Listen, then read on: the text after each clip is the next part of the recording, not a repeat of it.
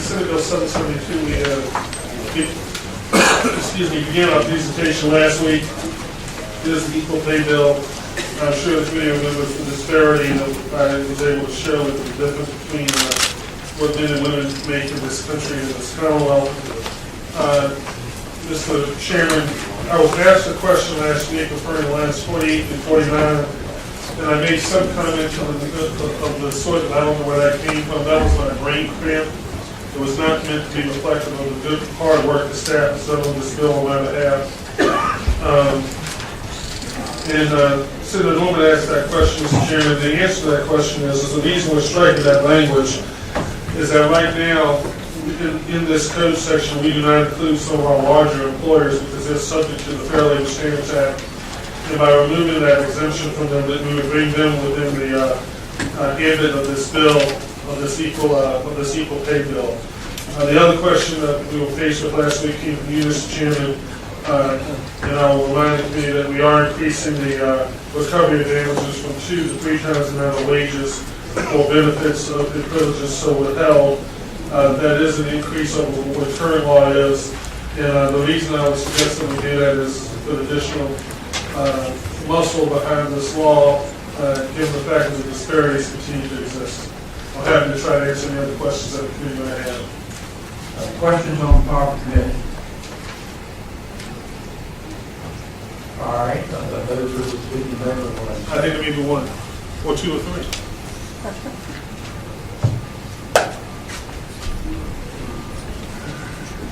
Good afternoon, Mr. Chairman, members of the committee. Victoria Copper, Deputy Secretary of Public Safety and Homeland Security. On behalf of the administration, I'd like to say that we support this bill and urge you to report it out. Thank you.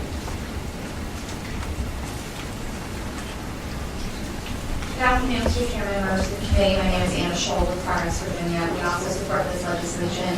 I wanted to particularly draw your attention to the provisions of the bill that prohibit employers from retaliating against employees for sharing wage information. We feel that that provision is particularly important to reducing barriers for women learning about wage discrimination in the workplace and ensuring that they can share salary information in order to be able to request equitable pay from their employer. Thank you.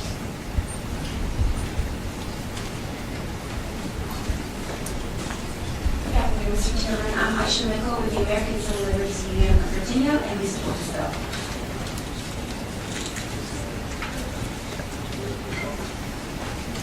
Good morning, Mr. Chairman. Good afternoon, members of the committee. My name is Julie Amber with the Virginia Civic Engagement Table. I wanted to read a brief statement from a young lady who couldn't be present today because she had to work. Hello, my name is Amber, and I'm a recent graduate of George Mason University. Thank you for allowing me the opportunity to speak to you today. I am here to urge you to please vote in support of Senate Bill 772, legislation to ensure that Virginia women are paid the same as men for equal work. As I stand before you today, Virginia women are still paid only 78 cents for every dollar paid to men for identical labor. The wage gap persists regardless of industry and regardless of education level. No matter what job or what level, Virginia women are consistently paid less than men. And women of color like me make even less. Approximately 263,000 African American women in Virginia work full-time, but make only 59 cents for every dollar paid to white men. That's an annual wage gap of $24,824. Approximately 90,000 Latino women in Virginia work full-time, but make only 52 cents for every dollar paid to white men. That's an annual wage gap of $29,154. Equivalent to 24 months of rent for 2 years of in-state tuition at a Virginia university. This is unacceptable. Women deserve to be paid fairly. And as a recent college graduate getting ready to join the workforce, I deserve to know that I will not be discriminated against on the basis of my gender. Not only is closing the wage gap the right thing to do, it is also the smart thing to do. Women are the primary breadwinners in many families, and when women aren't paid fairly, entire families fall further behind. Closing the wage gap means more money in families' pockets and more customers for local businesses, providing a shot in the arm for our local and statewide economy. Please take action now to close the wage gap and ensure that Virginia women like me receive equal pay for equal work. Please support Senate Bill 772. Thank you for your time.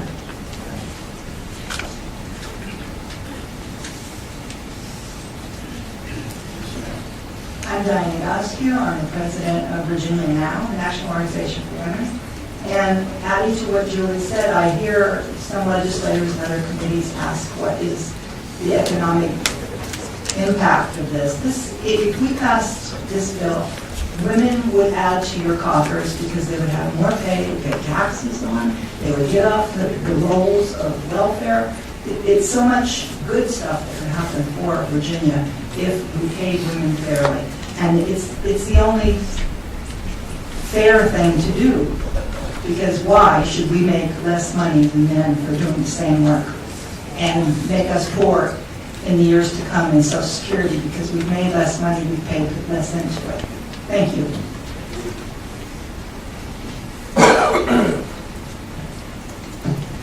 Good afternoon, Mr. Chairman, members of the committee. My name is Joyce Krause, Mays, President of Virginia AFL-CIO, and we stand in support of this. We believe that all workers should be treated fairly, regardless of their race, skin, religion, everything.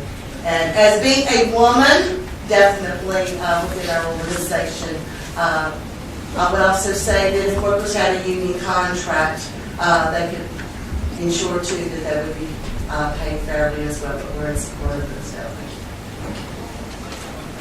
All right. So those that would speak in opposition?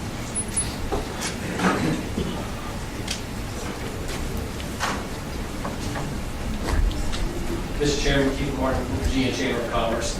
We also support equal pay for equal work regardless of sex. However, if you take a look at this bill, it does a little bit more than that. There's already federal statutes in place that address this issue. If you look on lines 48, you'll see that the Fair Labor Market Standards of 1938 is being repealed.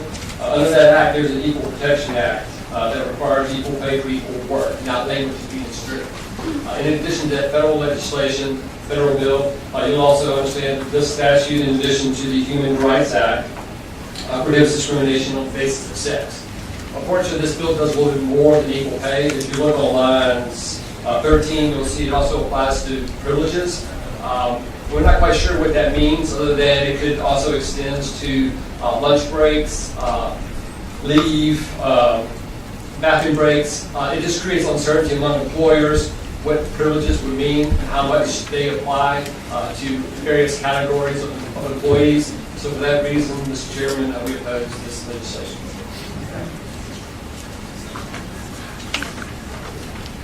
Mr. Chairman, members of the committee, Nicole Rowley with the National Federation of Independent Business, and we too oppose the legislation. And the one point that I'll build on what Mr. Martin spoke about, this bill would increase the penalties to triple damages, which is even more than the federal law. And for those reasons, we oppose the legislation. Thank you. Are there others?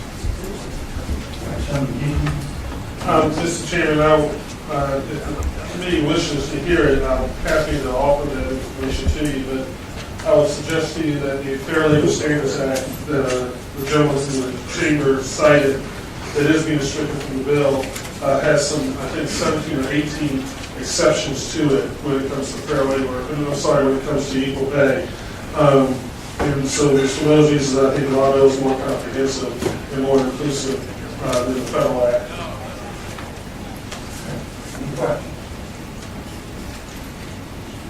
Senator McEachin, why would you go triple damages if you're trying to make that gap? Well, Senator, as I suggested in my opening comments, I believe that's necessary because we have taken one shot at this so far in our country, in our society, and we haven't been able to fix this problem that we have with double damages. And so I'm hopeful that treble damages will add more muscle to this act. That being said, if the overall policy considerations of this bill have been favored by the committee, I don't mind reducing it back to double damages.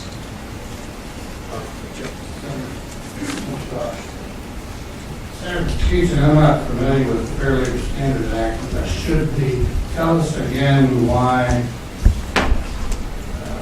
It's being taken out of the bill? why it's being taken out, and what are the exemptions under the federal law that would not be preserved under this bill?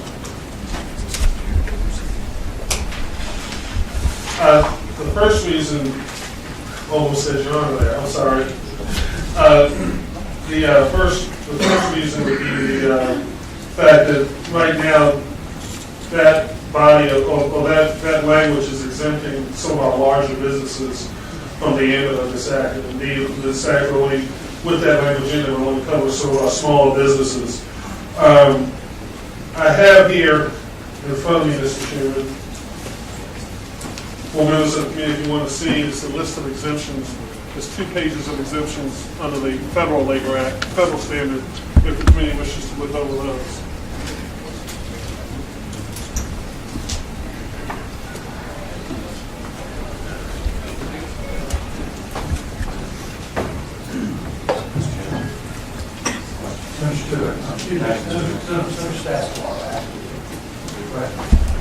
Yeah, I mean, you know, I don't have. I don't have a problem if it goes back, to double, but with respect to triple damages, could be wrong, I'll ask maybe provided like Bill Thomas. I think antitrust damages, I think, can run as high as 3 times.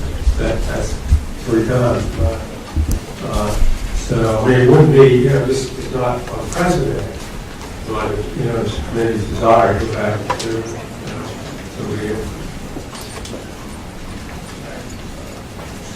and by the way, my understanding was in the quick data as a disincentive, for doing what these people in these companies have done.